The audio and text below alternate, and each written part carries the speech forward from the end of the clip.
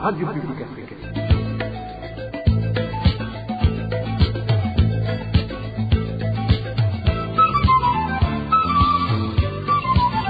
Radio Publique Africaine.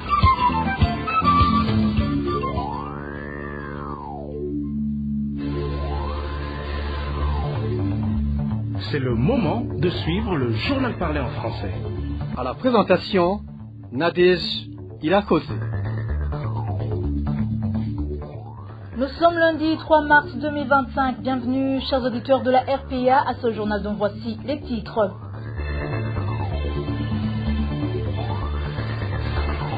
Au moins 15 personnes ont été assassinées dans 9 provinces du pays. Tel est le bilan du mois de février 2025. Les détails, c'est dans ce journal. La guerre à l'est de la République démocratique du Congo touche plus particulièrement les enfants qui fuient en grand nombre sans leur famille. L'UNICEF alerte que beaucoup d'entre eux souffrent actuellement d'un profond traumatisme émotionnel. Les enfants de la province de Rumongue réclament leur bulletin de notation de l'année scolaire 2022-2023. Ils craignent de ne pas bénéficier certains avantages suite à ce retard. Voilà pour le sommaire. Tout de suite, le développement de ces titres.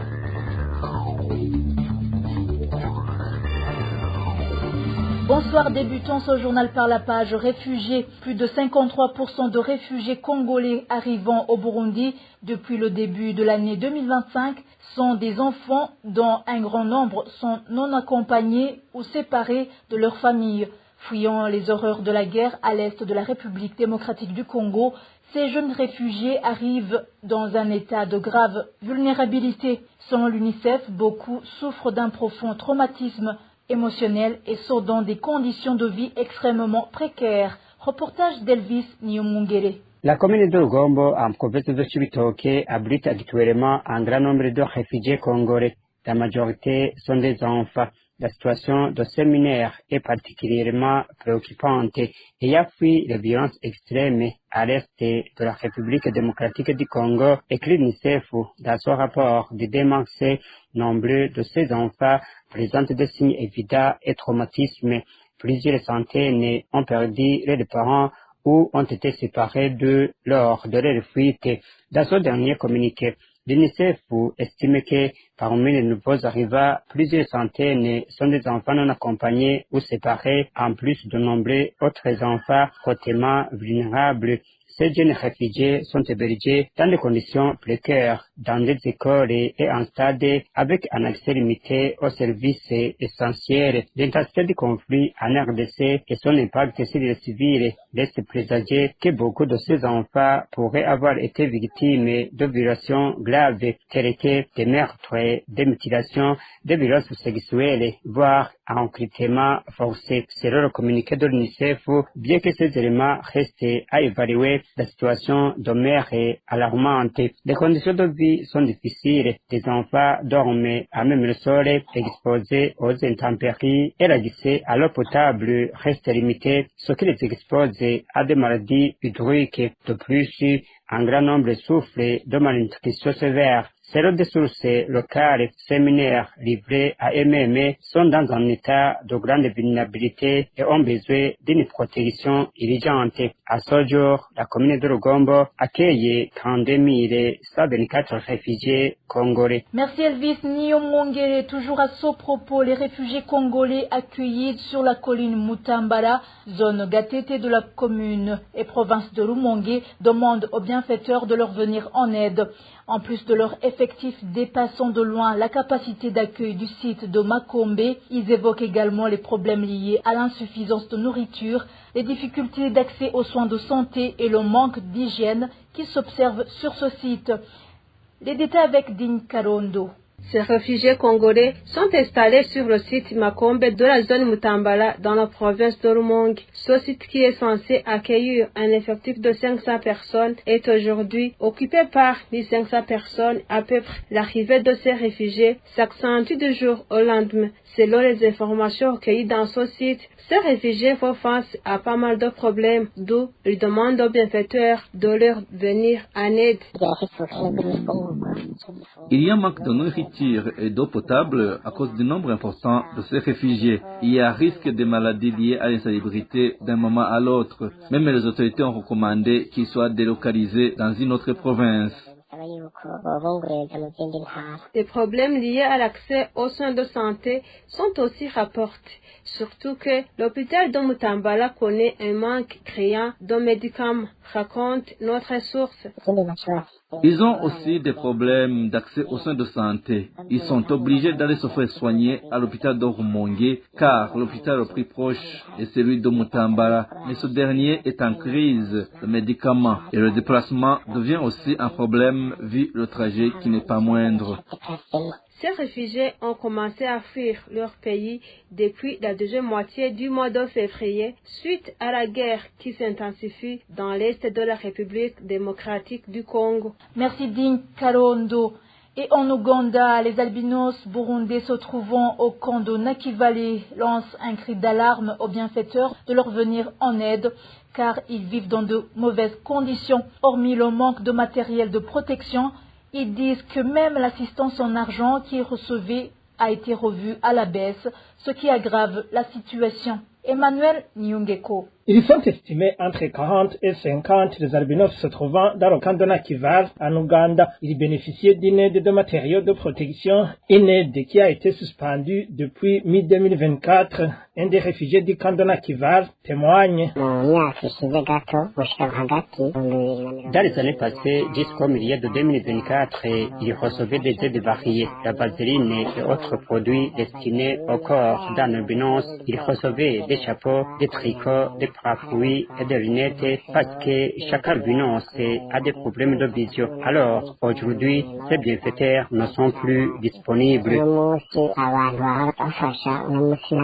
Avec le soleil accablant qui frappe la région ces derniers jours, ces albinos éprouvent beaucoup de difficultés. Hormis le manque de ces matériaux de protection, même l'assistance en argent qu'ils recevaient de la part du HCR a été revue à la baisse, passant de 12 à 10 000 shillings, ce qui aggrave la situation. Ils lancent ainsi un cri d'alarme aux bienfaiteurs de leur venir en aide, car ils vivent dans de mauvaises conditions.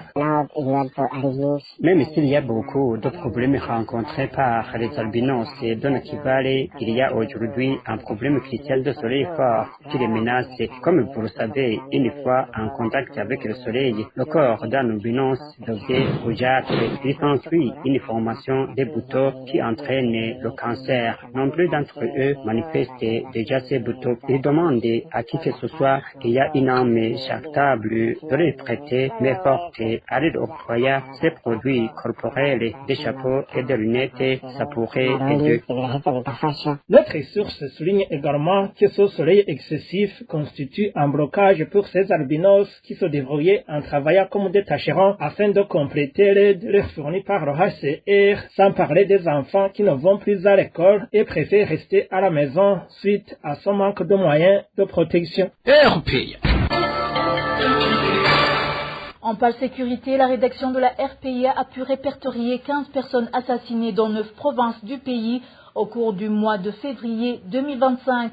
Parmi les victimes figurent 2 femmes et 1 enfant. Les détails avec Emmanuel Ndaïchimié. La province de Chibitoke vient en tête, 3 personnes ont été tuées, suivies par les provinces de Bururi, Gitega, Makamba et Ngozi, où 2 personnes ont été tuées dans chacune de ces provinces. Une personne a été tuée dans chacune des provinces Ruyigi, Rumonge et Kayanza. Au total, notre rédaction a pu répertorier 15 personnes assassinées dans 9 provinces au cours de ce mois de février dernier. Parmi eux, 9 ont été retrouvées mortes dans les provinces Chibitoke, Gitega, Makamba, Bururi et Kayanza, et 6 ont été tués à coups de poignard dans les provinces Changuzo, Chibitoke, Rumonge et Ngozi. Dans cette période de mois de février dernier, 2 femmes ont été tuées dans les provinces de Makamba et Ruyigi, et un enfant a été assassiné dans la province de Chibitoke. Les conflits familiaux et les vols sont évoqués comme mobiles de certains assassinats de ce mois de février dernier. Parmi les auteurs présumés, les Imbonerakure ont été pointés du doigt. Merci Emmanuel Ndaïchimié. À présent, page agriculture.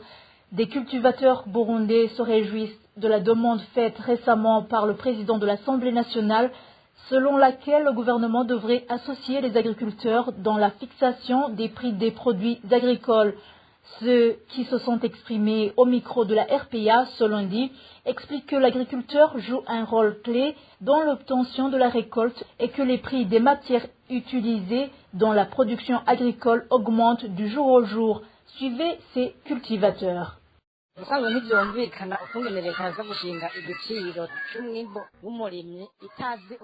C'est vraiment incompréhensible le fait que le gouvernement intervienne dans la fixation des prix des produits agricoles sans savoir les dépenses et les projets des agriculteurs. Seul le cultivateur connaît le salaire de son employé car ils ne sont pas payés le même salaire dans tout le pays. C'est lui qui connaît aussi le prix des fertilisants. Alors on trouve que fixer les prix sans tenir compte de tous ces facteurs, c'est injuste. Nous soutenons cette proposition du président de l'Assemblée nationale. Nous avons bien accueilli la demande du président de l'Assemblée nationale adressée au ministre de l'Agriculture et de l'Élevage et au ministre ayant le commerce dans ses attributions. Ce n'est pas la responsabilité du gouvernement de fixer le prix des produits agricoles.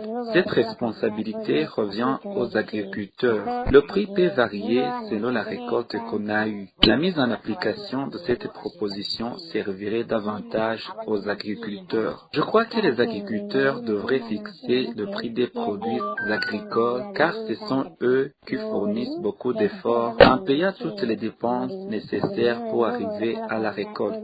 Nous demandons au gouvernement de faire des consultations avec les cultivateurs pour être au courant des difficultés que nous faisons face afin de donner notre avis sur le prix à fixer et le gouvernement décidera à base de notre proposition. Le gouvernement devrait laisser les cultivateurs décider les prix de leurs produits agricoles comme l'a demandé le président de l'Assemblée nationale, sans demander à ces gens qui ne cultivent pas car ce sont des hommes d'affaires. Les cultivateurs sont ceux qui dépensent beaucoup.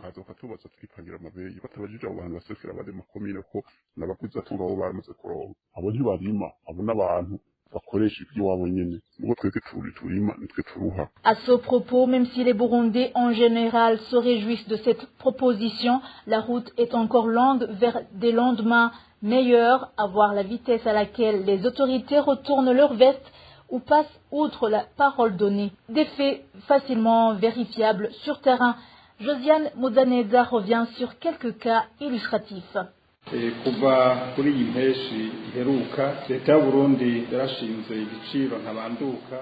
Cette voix est celle de Deogui Delurema, ancien ministre de l'Agriculture et de l'Élevage. Ici, il annonçait les prix des denrées alimentaires nouvellement fixés par son gouvernement. Nous avons choisi un petit extrait de certains produits agricoles concernés par cette mesure. Le maïs sec sera dorénavant vendu à 680 francs le kilo. Le prix de la pomme de terre ne dépassera désormais plus 700 francs. Quant au riz non décortiqué dit Iran, son prix a été fixé à 830 francs et le riz blanc reviendra à 950 francs. Pour ce qui est du riz blanc de variété longue, le kilo sera vendu à 860 au moment où la même variété, mais de couleur très blanche, reviendra à 1000 francs le kilo. Ces prix datent du 30 juin 2021. Depuis, aucune déclaration n'a été faite pour ajuster ces prix à la situation actuelle, exception faite du maïs, un produit pour lequel le gouvernement excelle dans sa commercialisation. Les cultivateurs de la pomme de terre, eux, sont restés à 700 francs le kilogramme, alors que sur le marché, ce même kilogramme est vendu à plus de 1500 francs burundais. Contraignante, cette mesure est toujours en vigueur, même si dans ses dires, le gouvernement tente de faire croire aux agriculteurs qui ne ménagent aucun effort pour y remédier. Pas plus tard que la semaine dernière, l'actuel ministre de l'Agriculture, Prosper Dodiko, lors des questions orales devant le Parlement burundais, semblait compatir. J'ai récemment effectué une descente dans 6 provinces du pays et j'ai demandé aux cultivateurs de proposer les prix qui les avantagent. Unanimement, tout le monde a demandé de revoir à la hausse les prix fixés par le gouvernement compte tenu de la cherté de la vie, surtout en ce qui est du matériau utilisé de la main-d'œuvre. Alors, nous avons mené une étude et l'évidence de revoir à la hausse ces prix s'est imposé à nous afin que le cultivateur puisse lui aussi tirer profit de sa production. Bizarrement, même les parlementaires mandatés par le peuple se lamentent au même titre que la population qui les a élus. Ici, le président de la Chambre basse du Parlement burundais a interpellé le gouvernement et lui a demandé de se contenter de son rôle de commerçant dans lequel il se complaît, comme s'il venait de se réveiller d'un très long sommeil. Gélas Ndabilabe s'est même étonné de constater que le gouvernement s'est arrogé le droit de fixer unilatéralement les prix des produits vivriers, sapant ainsi les efforts du simple paysan. Le constat qu'on vient de faire, c'est que l'État ne devrait pas imposer les prix car il n'est pas producteur. Son rôle est plutôt d'accompagner les agriculteurs car aujourd'hui il est commerçant. C'est le producteur qui doit lui proposer les prix car c'est lui fait depuis le début jusqu'à la récolte. Il ne revient pas au gouvernement de dire que les prix doivent être revus à la baisse suite à une quelconque production. Jamais. Dans l'entretemps, le petit paysan se replie sur lui-même tellement il est dépassé par la situation. Ce riziculteur qui s'est confié à la RPI a fait savoir que non seulement le prix de 900 francs par kilogramme est utopique, mais même à 4000 francs le kilo, il travaillerait toujours à perte compte tenu de ce qu'il investit.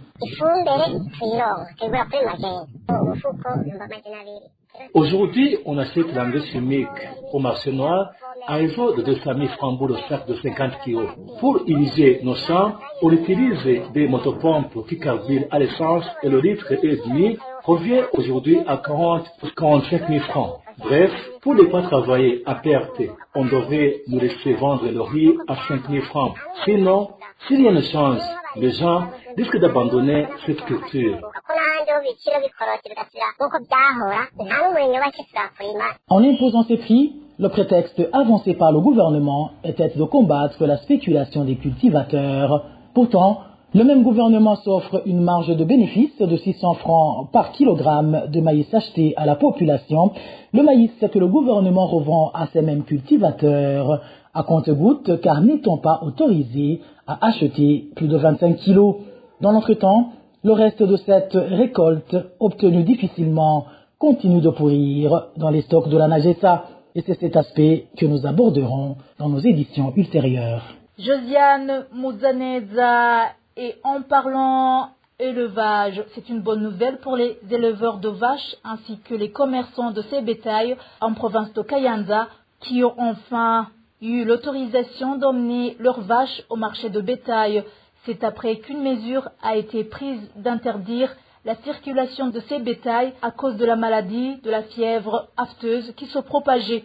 Les détails avec Hervé Niouhire. Depuis la décision du gouverneur de la province de Kayanza, colonel Lemi Chicharayo, du 29 janvier de cette année, selon laquelle il était interdit de laisser sortir les vaches ou les vendre, ainsi que la fermeture des abattoirs de la province de Kayanza pour pouvoir combattre la fièvre afteuse, une maladie qui avait attaqué les bovins. En date du 24 février de cette année, le gouverneur de Kayanza a levé cette mesure dans sa lettre. Il a annoncé que, dorénavant, les marchés des bovins et les abattoirs partout dans sa province sont recouverts et que les éleveurs et marchands de bovins pouvaient également reprendre leurs activités dans ce marché comme dans les abattoirs. Une mesure qui a été prise sur base des rapports du bureau provincial de l'agriculture et de l'élevage qui montraient que la maladie en question n'est plus une menace pour les bovins. Les informations en provenance d'Ongozi font savoir que là aussi cette mesure aurait été levée car le marché des bovins en commune Gashikanois de cette même province fonctionne normalement. Toutefois, en province de Chibitoke, où s'était également manifestée cette maladie, la mesure d'isoler les bovins domestiques est toujours en vigueur. Merci Hervé Niouhire. Dans un instant, c'est la page éducation.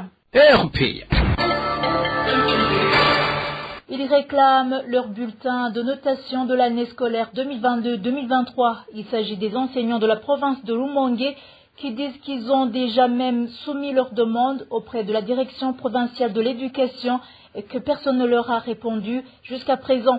Pour le moment, ils craignent de ne pas bénéficier certains avantages que l'on n'obtient pas sans avoir ces bulletins de notation. Le point avec Walter Quizera. Les enseignants de toute la province de Rumongue n'ont pas encore reçu leur bulletin de notation pour l'année scolaire 2022-2023. Selon certains d'entre eux, ils n'ont reçu aucune explication concernant l'absence de ces bulletins, alors que cela se faisait habituellement. Ces bulletins étaient utilisés pour évaluer la compétence des enseignants et déterminer ceux qui méritaient une augmentation de salaire ou un avancement en grade. Ces enseignants affirment que l'année 2022-2023 ne leur apportera rien en termes d'évaluation. Nous, les enseignants de la direction provinciale de l'éducation à Rumongue, n'avons pas reçu nos bulletins de notation pour l'année scolaire 2022-2023. Personne parmi nous n'a été informé. Je ne sais pas si cela a été oublié ou non. Normalement, le directeur provincial de l'éducation a été remplacé, mais malheureusement, même le nouveau n'a rien fait pour nous. Nous avons tenté de nous renseigner partout pour savoir pourquoi ces bulletins nous ont été refusés, mais aucune réponse. C'était le rôle de nos responsables de réclamer ce bulletin, mais ils n'ont rien fait. L'année 2022-2023 risque donc d'être inutile pour nous. Mécontents, ces enseignants soulignent qu'ils sont victimes d'injustice, car même si un changement a eu lieu au niveau de l'administration, ils auraient dû recevoir leur bulletin de notation, comme cela se faisait chaque année. De plus, si un problème a surgi, c'est à cause de l'administration. Cela s'est produit à l'échelle provinciale, c'est-à-dire dans toute la province de Rumongue. Je ne sais pas s'il s'agit de magouille ou non, car dans d'autres provinces, les enseignants ont bien reçu leur bulletin de notation pour l'année 2022-2023. Je ne sais pas non plus s'il s'agit d'incompétence, mais dans tous les cas, nous sommes victimes d'injustice et cela est dû à la négligence de nos responsables de l'éducation à Rumongue. En outre, même le nouveau directeur de l'éducation aurait dû s'assurer que nous ayons été notés, mais il n'a rien fait. C'est pourquoi nous sommes aussi surpris jusqu'aujourd'hui. Les informations en provenance de la province de Rumongue indiquent que ces enseignants ont été extrêmement surpris de voir que les bulletins de l'année 2024 sont déjà disponibles sans aucune nouvelle concernant ceux de l'année 2022-2023. La rédaction de la RPA a tenté de joindre par téléphone le directeur provincial de l'éducation de la province de Rumongue, mais sans succès. Merci Walter Quizera. Clôturons ce journal avec la page Société. Les habitants de la commune Nyanzarake, province de Makamba, s'inquiètent de la hausse de prix de presque toutes les denrées alimentaires de première nécessité dans une période d'un mois seulement. Une somme de plus de 2000 francs burundais a été ajoutée au prix de certaines denrées alimentaires, tandis que d'autres sont difficiles à trouver. Ils se demandent pourquoi le ministre du Commerce ne régule pas ces prix. Plus de détails avec Eric Niondima. Dans une période d'un mois, le prix de haricot acheté par plusieurs personnes en commune de Nyanzarake, qui coûtait 3 000 francs, se vend actuellement à 5 000 francs burundais.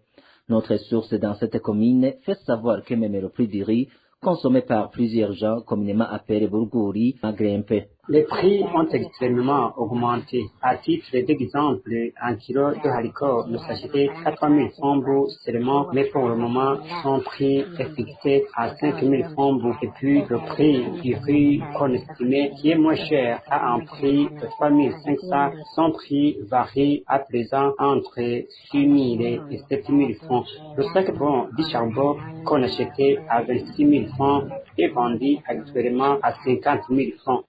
Autre produit qui coûte très cher est l'huile de palme. Un bidon de 20 litres qu'on achetait à 90 000 coûte 200 000 francs. Quant au sucre, a manqué sur le marché.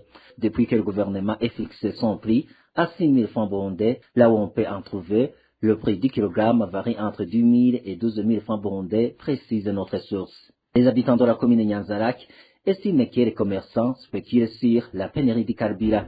La cause de la hausse des prix de ces denrées et la pénurie du carburant, les commerçants faut savoir qu'il est difficile de transporter les marchandises. C'est pour cela que nombreux fixent ces prix comme ils le veulent. Nous demandons au gouvernement, surtout les administratifs, de veiller à ces prix. Le ministère du Commerce avait été ordonné de réguler les prix, mais les citoyens ont attendu mais en vain. Merci à toi Eric Nyondima. C'est ici que nous mettons un point final au journal de ce lundi 3 mars 2025. Merci pour votre aimable écoute. Merci également à tous mes collègues pour le travail accompli. Bon début de la semaine à tous.